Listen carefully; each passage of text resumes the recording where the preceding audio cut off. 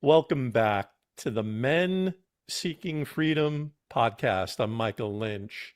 Men Seeking Freedom is both a podcast and a brotherhood.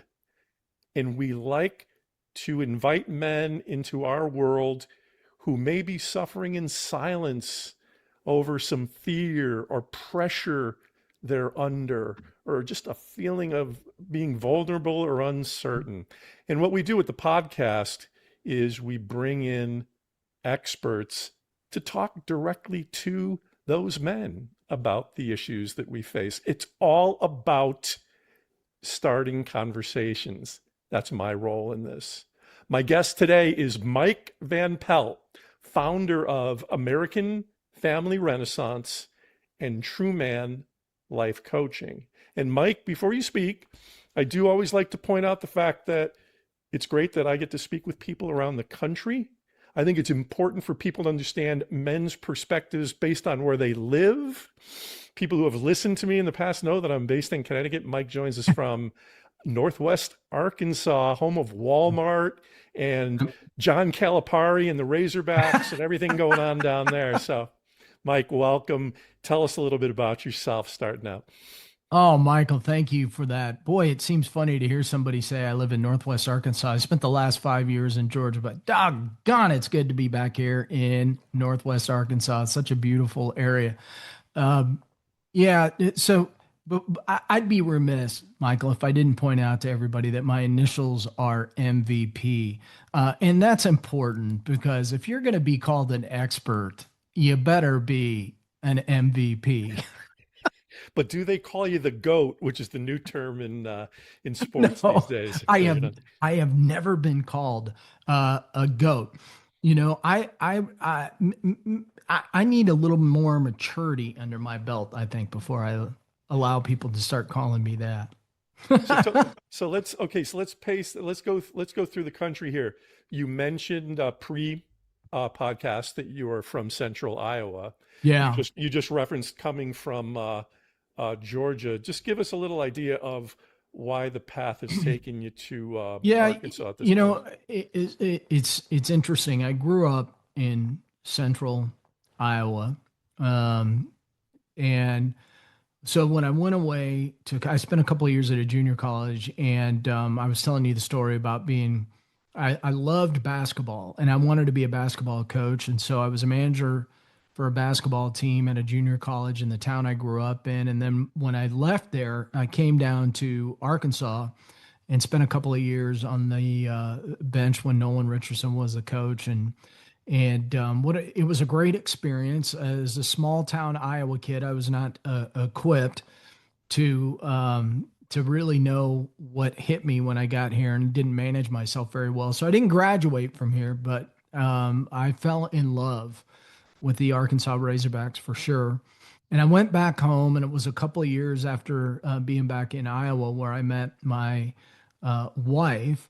And a year after we were married, we were like, what are we doing here in Iowa? And we were just ready for anything. And she took a job, and we moved to Houston, Texas. And it was an amazing time to be there.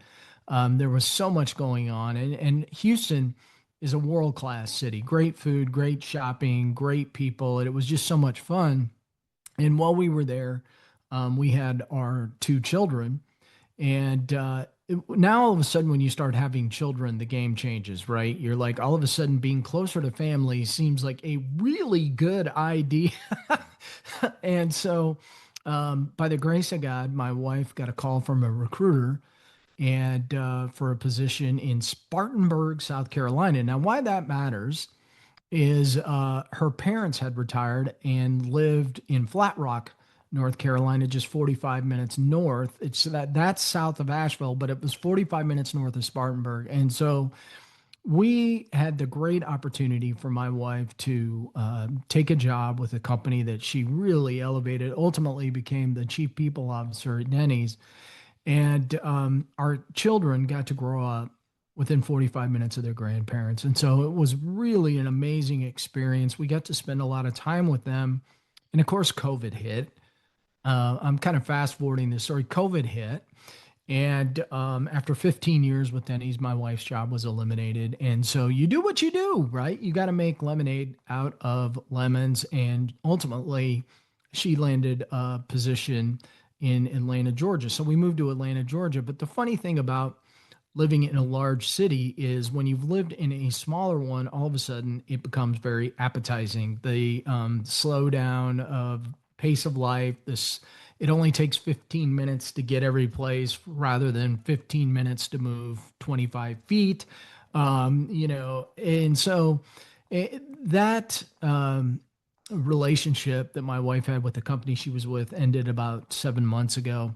And we took that opportunity to go, what really matters to us? What's really, really important to us? And family was really important to us.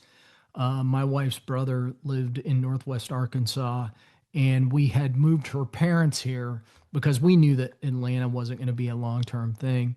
And so we had the opportunity to move here just by ourselves. We did, it was not a corporate move. And we took that opportunity and bought a home here.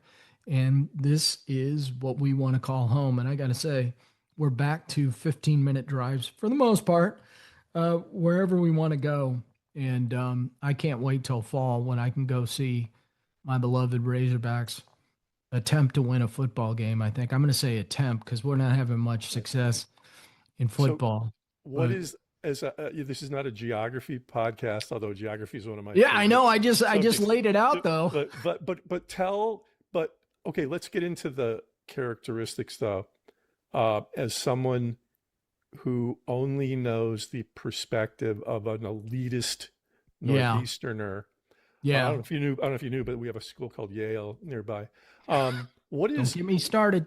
what is but what is for people who haven't been to the Bentonville area? Some people may know that there's Yeah, some obviously industry or in yeah. big company space there. But what is it? What is it like, just culturally, to live in a place like that? It's funny. So having grown up in Iowa, there's a saying in Iowa. It's called Iowa nice, and I used to think it was a joke until I went to some larger cities and realized that Iowa nice is a thing. And I remember once I was talking with my dad, and I had just changed jobs, and my dad asked me the question, so what are the people like? And I will tell you in the moment, it really kind of pissed me off because I thought, I want you to talk about business. And my dad just wanted to know about the people. And that's because that's where he lives. And there's a big difference between now, there's been a lot of movement towards the South. I mean, this area in Bentonville, Northwest Arkansas, is a growing community, one of the fastest growing parts of the entire country.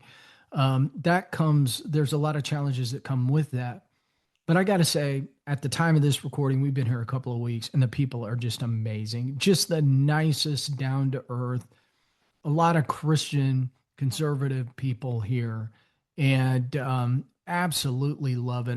I'll tell you, Could you repeat? Could you what's it called? What do you call that thing? Christian Christian conservative? conservative people. Okay. Yeah, Thank you very much.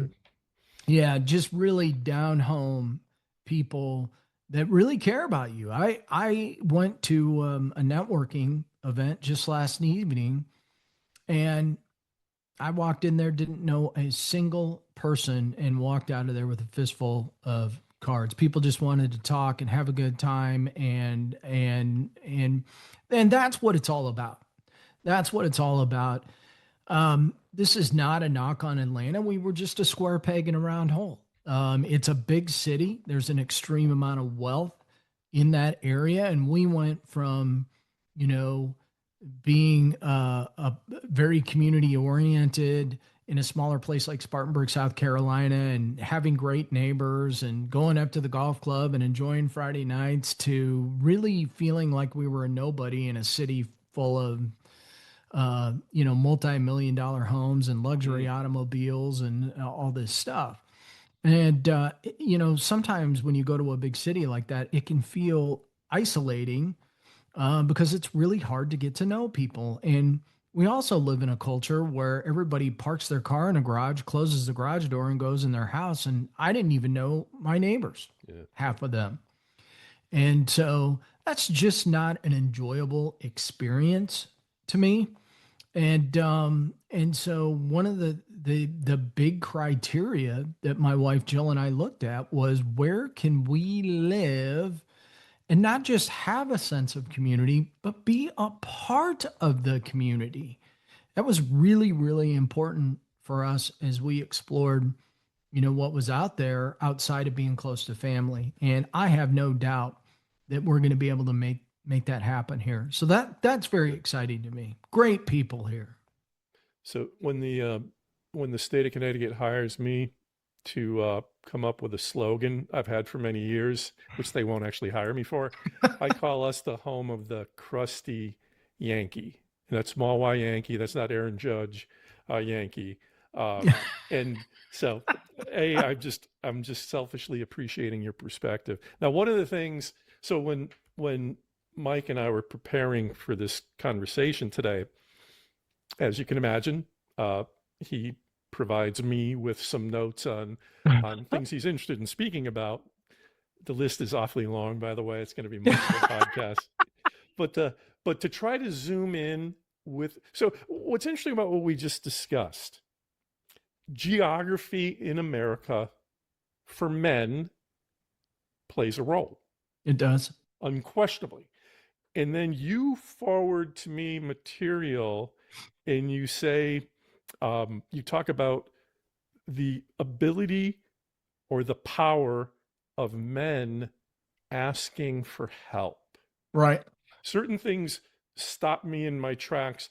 And although I am not qualified to speak for, quote, men generally, I thought, oh my God, in those few words, the power of ask. There's no question we all, in various times in our life, in various ways, Yeah.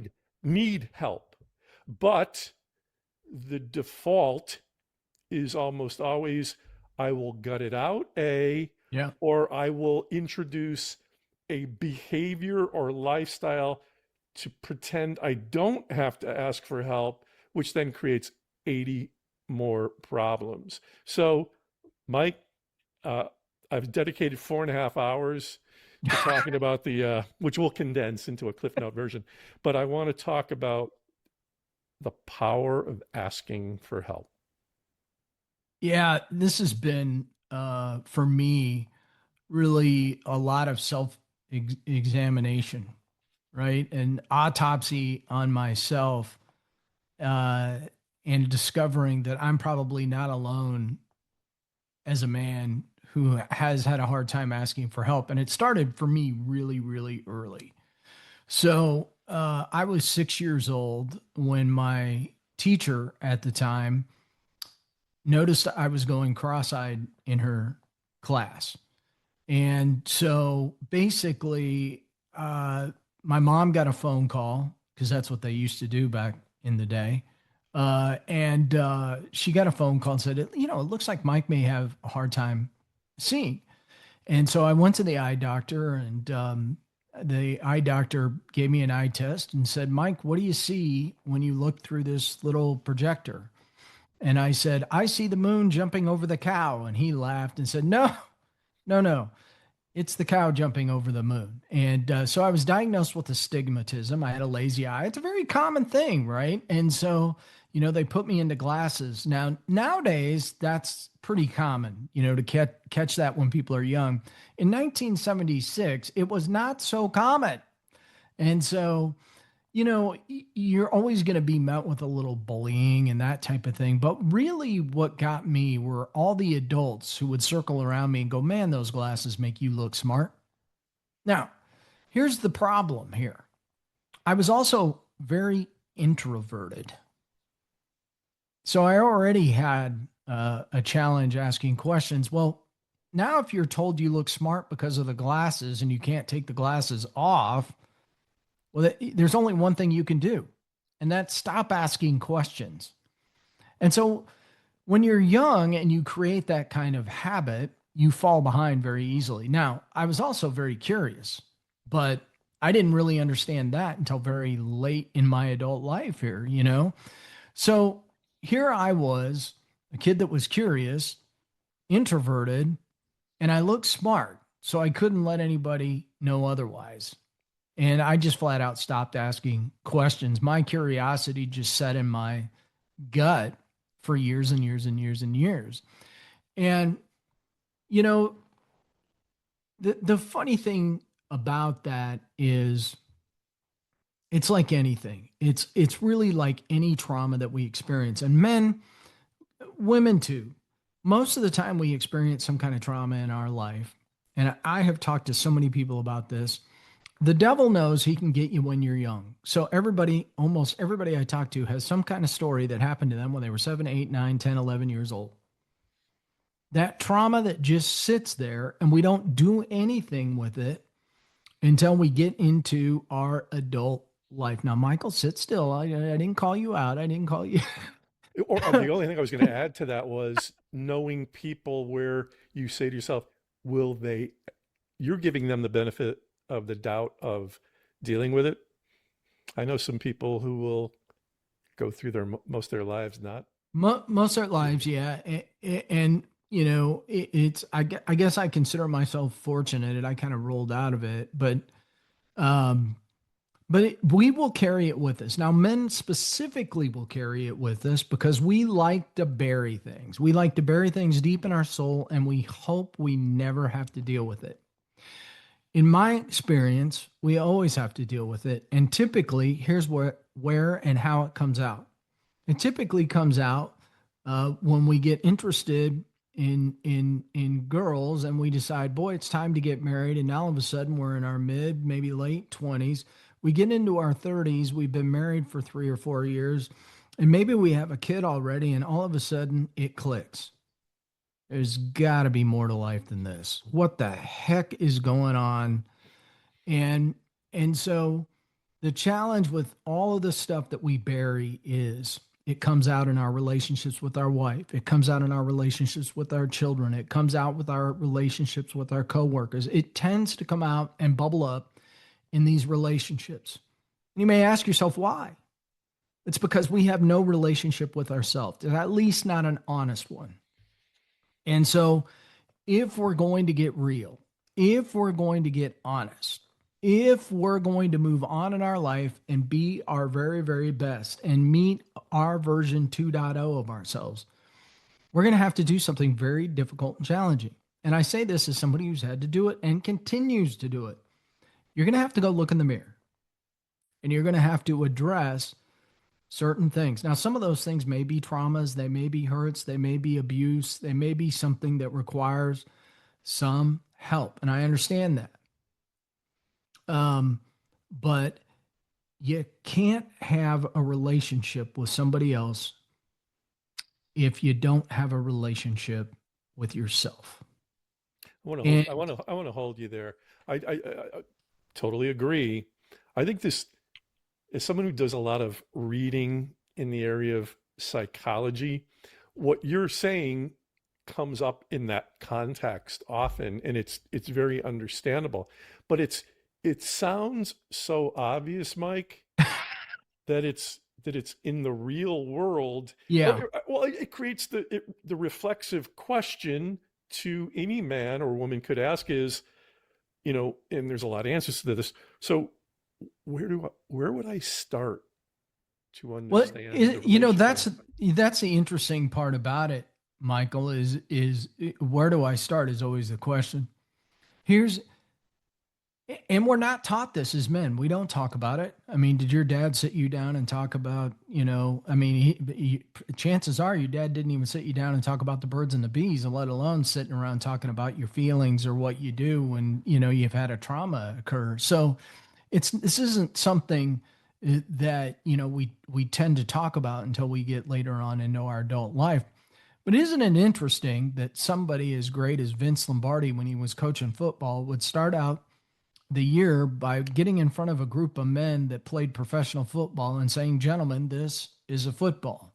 Isn't it interesting that John Wooden would bring his team into the locker room on the first day of practice and say, "Gentlemen, here's how you put your socks and shoes on so you don't get blisters." You know, what I'm saying is that we live in a culture where everything is fast, fast, fast, fast, fast. And we get so caught up in it that we forget about the very basic fundamentals of life that you have to start with in order to get to, you know, you can't get to second base without touching first. But yet we live in a society where everybody thinks every at bat is a home run. And it simply doesn't work that way. It's a lie. And so, you know, what is it for everybody? Everybody's different. Everybody's different. I just personally got to a point in my life where, you know, I didn't want to live that way anymore. And I happen to have some people come into my life. This is the other piece of it. Get around people that are positive, that are going in the direction that you want to go. Put those people, intentionally go look for those people and find them, because you become the people that you surround yourself with. And I just happen to have a couple of guys come into my life at a very low point, and my life began to transform because we decided we all felt the same way. We didn't want to have mediocre conversations or a mediocre life. We wanted a life of more. We wanted a life of freedom. And we wanted to have intense, deep conversation and understanding around how we could be good men. And honestly, it started with a faith discussion. In fact, the name of our small group, ironically enough, was True Man. True Man. Why? True Man. I happened to be scrolling through scripture one day, and it was talking about Jesus Christ. Walk on earth as a true man. There it was, the role model of all role models of men. Now, can we achieve his level of perfection? No, that's not the goal. The goal is to be working towards that type of perfection. And Jesus Christ lays out the fundamental principles of how to be the very best human being and the very best man that you can be. And for me, that was a role model. And so we just kind of brought it along, called the True Man Life Coaching, True Man Podcast, the book, True Man, True Ways, a roadmap of discovery to the masculine heart. Am I the perfect example? No, but Jesus is. He is the way. If we follow him, if we study him, we will begin to understand how we become the men that we are designed to be. And to me, that's what the study is. And I spend a lot of time studying that and trying to understand it so that I can not just me be the best, but be the best man I can be to go out and help others be the best men that they can be. Okay. There's a lot here. There's a lot here. And I want to make sure I structure my thought process correctly. You know, when you said, I was a little bit envious when you said a series of men wanted to come together to have intense, deep conversation. That would be something I personally would say. Let's step back, and we did not prepare this, and this is not Mike coaching me. But I want you to know what one of the top asks I have these days. My ask to the world and to God is, what will it take to convince men in my orbit to partake in a brotherhood? That's my ask. That's my ask to the universe. It's part of business question as well as a relational question, because for my personality, and I can tell just from the little I know you and what you're admitting to here, my life is only going to be enjoyable if I don't know if I use the words in deep reveal. My favorite word, Mike, is reveal or revealer or revealing. That's the world I love. And so I'm tying a lot of things together here and again, this is not about me, but I want to give an example to men listening of, we all have asks. whether we want to admit to them or not. This one for me, from a business perspective, which will then change my relationships in life, is one of the most important Yeah. asks that I have. So I guess a lot of the sub questions are well, and the one other thing I wanted to bring up too, and you'll get a kick out of this, as it as a person who is unsuccessfully engaged in online post-divorce dating, Yeah. many women's profiles, you can put this on your profile, are atheist or agnostic. Now, I'm not a market researcher, but I look at trends, and I think to myself, and this is not I'm not advocating anything, but I'm just bringing up the point of, it's very hard to meet someone where faith plays a role in their life. Okay, so that's going on, who are divorced. Yeah. Um, you then talk about having faith play a role in your life, and it somehow, some way, mysteriously creates intense male conversations. Am I Yeah. like, am I like trying to connect dots anywhere? Are there any themes here to this? Wow. Yeah, intense. I use the word intense. Maybe I meant intentional. I think that that was is probably more of the fit. Um, you know, what's interesting if you look at the Bible, you have God creates Adam and then realizes, oh, my man is going to be lonely. And he creates woman, Eve. Why? For relationship. And so part of our DNA, it's in our DNA, is relationship. And and I think that's critically important to understand that. And one of the things women do group stuff pretty well, right? I mean, they always together doing stuff. Men, we isolate very easily. We don't talk about our feelings or our relationships a lot. And I mean, once you get beyond Monday night football or a fishing and hunting trip, you're in danger territory for a lot of guys, right? Or cars. Now all of a sudden, like, I mean, okay, well, we hit the top three. Now, what do we talk about? But I think what's important here is to understand that we were never built for anything other than relationship. We were built to learn from each other. There are areas, Michael, where I'm sure you have an incredible expertise where I just don't know what I need to know. And so, maybe you can help me with that. And I think that we need to understand that this isn't about, specifically here, I'm talking about men. This isn't about some kind of power grab. You know, this is about learning from each other and helping each other be the best that we can be. I still remember like it was yesterday. My son is now 23. He was our Christmas baby. We born on the 23rd of December. And I remember we brought him home on Christmas Day and sat in the family room and went, now what? Now, I mean, who has not experienced that? I mean, nobody, you don't show up at the altar on your wedding day and somebody hands you a manual and says, here's what you do. Or you have a child and somebody says, here's what you do. There's no manual for that. What's the manual? The manual is you go find a sage person and you say, now what do we do? Somebody who's been there, done that. And I think, one of the things that I like to talk about is how important it is for us to find men, find and or establish men's small group so that we can be intentional about some of the conversations that we have. There's all kinds of material out there.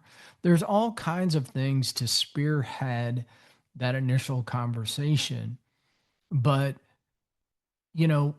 we have never been more isolated in our society than we are now.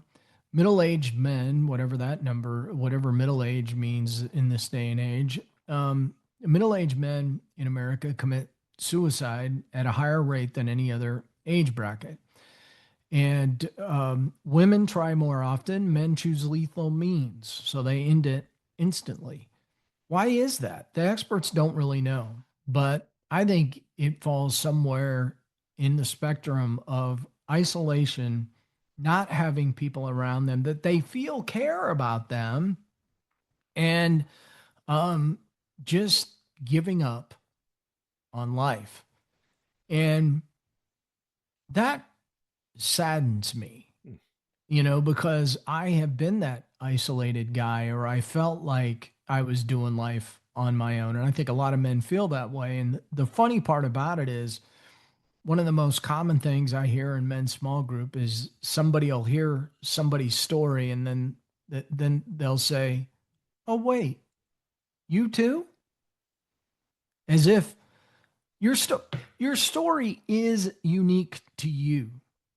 But overall, in the big scheme of things, it's not terribly unique. Somebody's gone through something very similar. And I think it's important that we talk about those things so that we know we're not alone in the world. We're not alone in the world. Um, it's You are not alone almost like a cliche at this point, where it's a very yeah. accurate phrase, but it's almost kind of like a throwaway line at the same time, and it's really built in reality. I apologize, I cut you off No, there. no, no. It really is somewhat of a cliche, but it's something that is very important to point out specifically as men, because we will try to do everything all on our own. And there are a lot of external pressures out there that cause us to do this. I mean, if I were to go on social media right now, some ding dong would be standing next to a $150,000, $200,000 car, or taking his picture next to a private jet. I have news for everybody. Those are not real pictures. And half the people in this country are not flying around in private jets, just so you know. And most people do not have a 5, 8, $10 million home they're running around in. So, if that's your idea of what the perfect world is, I'm gonna shoot it down right now. In fact, I just did recorded a podcast, and I talked about being new. New is interesting as well, because and I was thinking about it because I'm in a new home. I'm meeting new people. I'm surrounded by a lot of newness, which is awesome and brings with it a great vibration in my life. However, if you've not done the work on yourself, there's a danger in newness, which is you need to take care of you. You need to take care of your self development, because a new car doesn't fix your problem. A new house doesn't fix your problem. A new friend won't fix your problem if you haven't taken care of the old you. And so, it's really, and I say this a lot, and people just, it's about putting in the work on you. You got to put in the work. And that requires a lot of curiosity. It requires times of tears. It requires times of laughter. It requires times where you'll look back and go, man, I feel ashamed that I did that. You know, It requires courage. the courage is probably the greatest of words, because, the other interesting thing is, you know, 35 years ago, I left Northwest Arkansas with my tail between my legs. I thought I had failed because I didn't get through college. I was having way too much fun. I was doing all the ancillary things, but not the things that required the appropriate attention. And back then, I just did not have the fundamental understanding of myself in order to push myself up over the top. But here I am back to an area that I left 35 years ago in shame, a changed man. I couldn't be happier to be back. I have the understanding now that I didn't fail. I actually succeeded in many, many ways, and that it set the stage for where I'm at now. And so I commonly like to say that I help men uh, take their mess and turn it into their masterpiece, because I really do feel like everything that happens in our lives, and there's a lot of junk that happens to us, each and every one of us, that everything that has happened in our life is a stepping stone to greatness. We just need to know how to piece it together. I like that.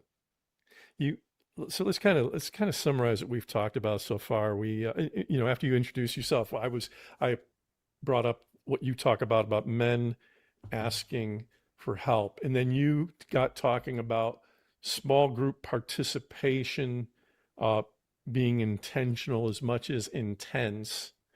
Um, I'm going to presume, by the way, in your small group work, you're intentional about asking for help. Oh, very much. That's a Yeah.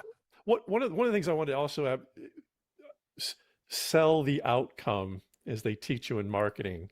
So now that you have this rich history of intentional conversations, as what is, I mean, you've been sharing some positive things about your life, obviously, but what is it that men need to understand about, here's what you get out of having these intentional, courage based conversations where you ask for something that may not Yeah. feel natural? I had a mentor of mine say to me, "Man, I loved what I'm about to say. I loved that piece." And I said it, and it was just so kind of grassroots in the moment. What's on the other side of the ask? If you don't ask, you will never find what is on the other side of the ask. I'll give you an example. So I've now put out, at the time of this recording, 239 podcasts. It was on podcast number 38. I didn't even know what I was doing. That my mentor asked to be on on the podcast for an interview. Now, he wasn't my mentor at the time. I didn't know him. And we did a podcast about giving and taking and building masterminds and juntos. Juntos are what Ben Franklin called his masterminds. And I would have probably never met this guy had I not had a conversation with the guy that I started my small group with. And that conversation started about giving and taking. And so this whole idea of being a giver in the world is very, very important to me. But I interviewed this guy, and I've only had this happen once, where after we recorded the interview, God basically said to me, "You need to call this guy." I'm like, "Well, what more can we do? We just recorded a podcast." I called him and I said this: "I really love the fact that we were able to talk about giving and taking. I need to build better groups. Can you help me?" And he said yes. And we started meeting every Monday for sometimes 20 minutes, sometimes 30. And ultimately, he introduced me to a company he had been building for a number of years. And we have some massive goals. It's a company um, that is built on self development and nutrient dense foods, grocery line that does not exist in the marketplace, which is important to me because, fellas, if you're listening to this, if you don't take care of your body's not going to take care of you. And you need to be eating the right foods, getting sleep, and exercising, period. Bottom line, there is no way around it. And a shot will not solve your problems. Okay. That's just this little side note. But the point is, I met somebody who has taken me to a whole other level of leadership, taught me about things in ways I would have never been able to gain that kind of knowledge. And it's all occurred because of one reason and one reason only. I asked him for help. And so I would have never been able to know or experience what I'm experiencing in my life without that ask. How would I know? Mm. And so, some people might say, well, Mike, if I ask and they say no, well, I have news for you. They did you a favor. And you probably might not need that person in your life. And most people know to a fault. If you come to me and ask me for help, the chances are high I will sit everything down that I'm working on. Sometimes I shouldn't, to help. Zig Ziglar said, you get everything you want in your life by helping other people get what they want. And that's really one of the most critical messages that I think I've ever heard. And there's so much truth in it. And so, we need to think about that as a culture. What if we stopped to help people who needed help every time somebody, now, we can't help everybody. I get that. But I'm talking about a sincere ask. And some people will say, I've had people say, companies are the best at this, right? Especially if they're technology or whatever, they don't encourage their employees to ask for help because and there's this assumption walking around like they're already supposed to know, and nobody wants to ask for help because, listen, if you're consider yourself an innovative company and you don't have people running around curious asking for help, you might not be as innovative as you think. Or around for very long. Yeah, and so, you know, the and some people just don't want to ask questions or be curious because they don't want to know the answer. And so there's a lot of that, but I think the most important aspect about asking for help that I talk with men about is that is not a position of weakness. It is a position of strength, of courage, of curiosity. And when you bring those into play, you are giving yourself, and you're in action, you're in movement. You're putting yourself in a position to be your best version of yourself, if that's what you want. You've just sold the so what, regardless of the size of the group, although you have been talking about small groups, what is the one of the challenges I face that you've kind of just articulated is when you get into a group setting, you're going to really activate courage and curiosity much Yeah. more than if you're sitting in a phone booth. Well, without the phone, just being in being in. Is there still a phone booth, Mike? I'm still not sure on that. But no, Just but in London. um, one. Okay, so we can go to a lot of here. So here, let's. One question I like to ask people: what from 30,000? So we've talked about intimate groups and the things that you're Yeah. getting done in your life, but go. Let's get up in your Learjet from 30,000 feet, Wow, that'd be and nice. I'm going to say, hey, Mike, let's talk about. It's 2026. The world, you accurately depicted the fast-paced, Yeah. immoral, unconscious world that we live in. Um, Men need to be most concerned about. Their heart. Their heart. Men are in their head. We're fixers. We are absolute fixers. We love to fix things. Um, if you need to fix something, go get a car. It, it, we need to be more in touch with our heart and connect our heart to our head. And I found that by getting closer to God. by gaining deeper understanding of the role that faith played in my life. I was a Christian my entire life, but I never understood this term intimacy. Primarily because it never came up. It never came up. And it really wasn't until I started getting more involved in men's small groups and I would meet people that were leading groups and I was like, man, why is that guy crying all the time? And he wasn't crying because he was sad. He was crying because he was just that overwhelmingly happy and emotional about everything that was going on in his life. And I began to understand that a great deal. I mean, you give me a QT advertisement on television and, my nose will start running like it's allergy season, and my wife will comment all the time. We'll be watching something, a movie or something, and all of a sudden I'll be like, yeah, and she's like, what are you growling at over there? And you can kind of see the storyline playing out.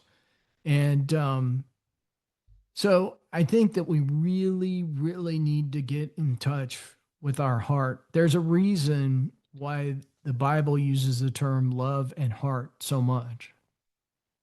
A lot, a lot.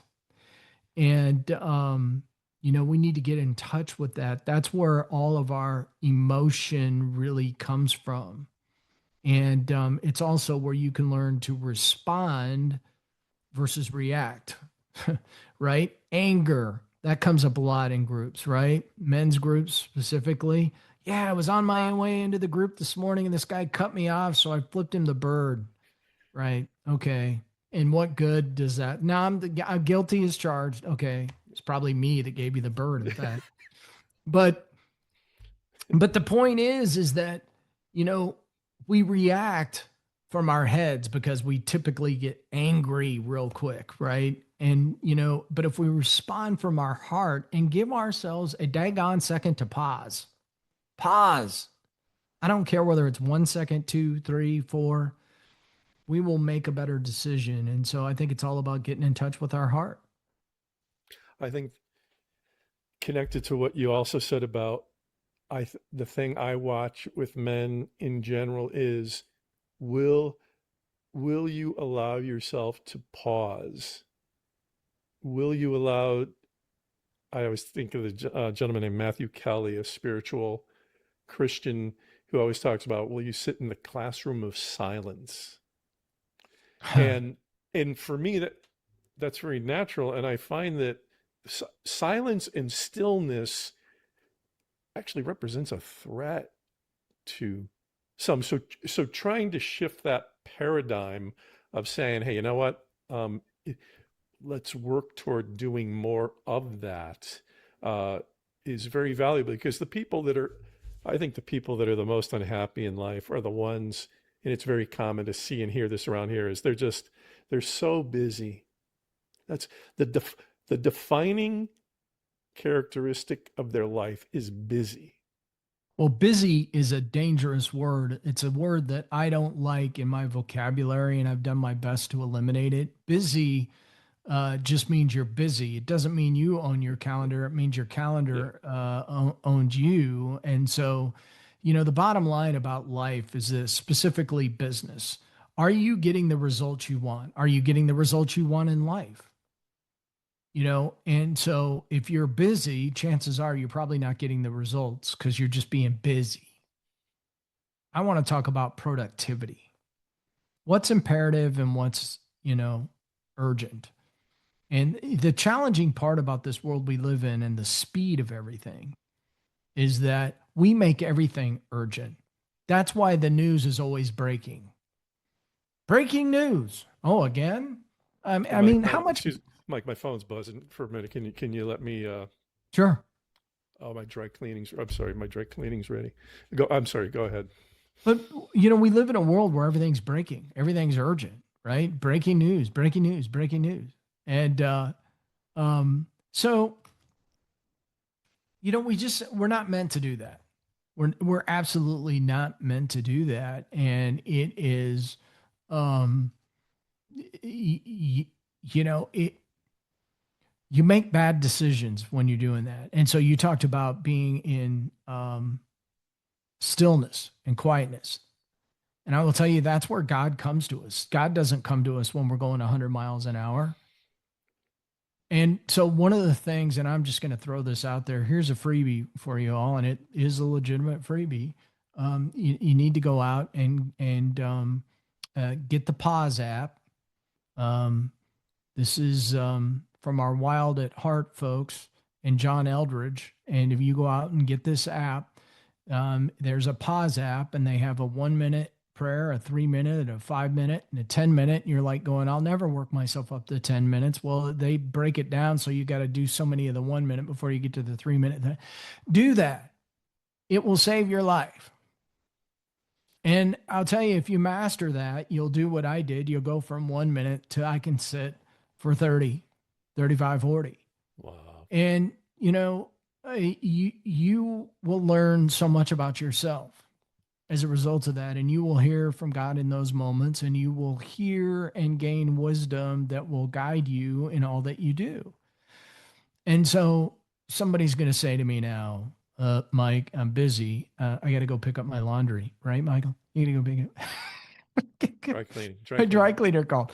And so that was just, no, I got it. I don't have them texting me.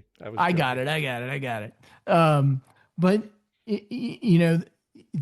the ability to pause. If you're busy, what would happen if you put down instead of being on Facebook for 30 minutes a day? Yeah, you know it. If you were on Facebook for 30 minutes a day, what if you got up 30 minutes earlier to pray and meditate? What if you got up 30 minutes earlier to work out? So, or you just stop some of the bad habits that you have. I have a morning routine. I call it my morning routine. I get up at 4:44 every morning. I work out of the house. I don't need to get up at 4:44. I don't have a commute.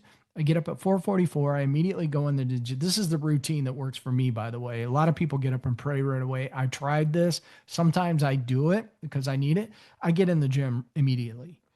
I'm in my gym. I'm going for a run, whatever I need to do.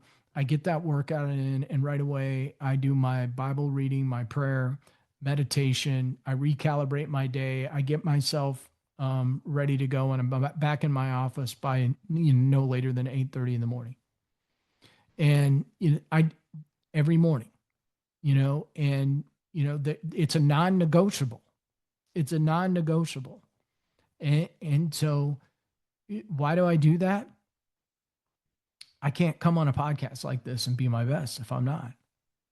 And so, a lot of self-study, a lot of deep reflection on myself. And that time alone with God is the most valuable real estate I have in my day. And so, if you don't have time for sitting still and being quiet, you need to create some new habits. So I want to play the role of the man listening to this, or even the woman listening to this who has a loved one. That when you hear that level of disciplined behavior, that is going to be naturally intimidating. And that's good for Mike. I don't think that works for me. But let's tie everything back together we've been speaking about. Well, I brought up the term brotherhood. You bring up the term small group. You talk about intention. We then talked about courage and curiosity. My point in all that is, so when someone says, that guy Mike down in Arkansas is a lunatic getting up at, but what's interesting is, but when you allow yourself to elevate the standard of your life and get around more disciplined people tell you interesting things about how they live their life. And you then all of a sudden go, I met this yo-yo Mike Van Pelt in this group one time. And this is the crusty Yankee come out in me. I get it. And it's funny. I heard what he did, and that's weird. He's weird with his, but I've kind of seen what the rest of his life looks like, and I can kind of make a connection to where this disciplined behavior is. And then all of a sudden, I'm not saying 100% of people exposed to you in a small group or a Yeah. brotherhood or whatever are going to do that. But guess where brilliant, brilliant ideas can come from a lot of improving your life ideas can come from a lot of different ways. And all of a sudden, I'm speaking for the person who I admire that level of discipline. And hearing you say that does not shock me because it kind of ties into the other things you've been talking about. Well, and here's the thing I want you to understand. Um, One of the people that I listen to talks about, I want you to sit aside as part of meditation, sit aside discipline for a moment. We want you to feel the joy. Now, here's the thing. I feel joy in that discipline. I don't see it as discipline. I see it as a fundamental part of my life, my being. And so I find joy in it. Now, some people are going to go, well, I don't like working out.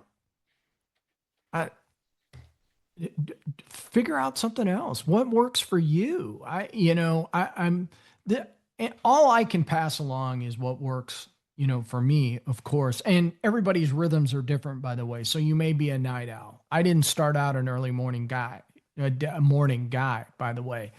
It just kind of began to work that way. But you use the term standard. And so one of the things I'm working on right now, in fact, I have it right here in front of me, is the standard of a restored man. That's going to be an 11, 12-week course that we put together. And here's the interesting part of it. I was having this is part of our American family renaissance and getting back to fundamentals. And so listen to how fundamentals come together. This is how you find joy in the discipline of life. So most everybody has heard of the fruit of the Spirit. They're the 9 attributes, and the Bible talks about love, joy, peace, patience, kindness, goodness, faithfulness, gentleness, and self-control.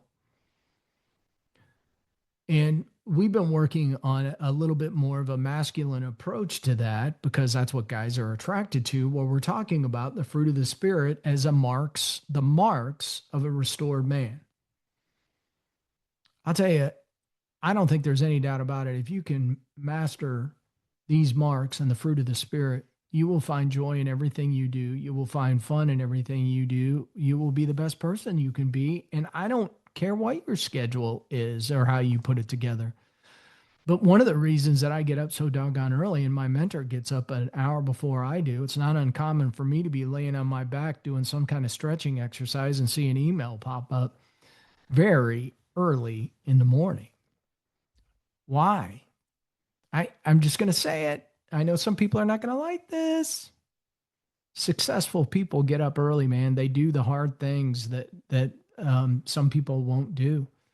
And I can do more before 8 o'clock in the morning than most people will do before lunch.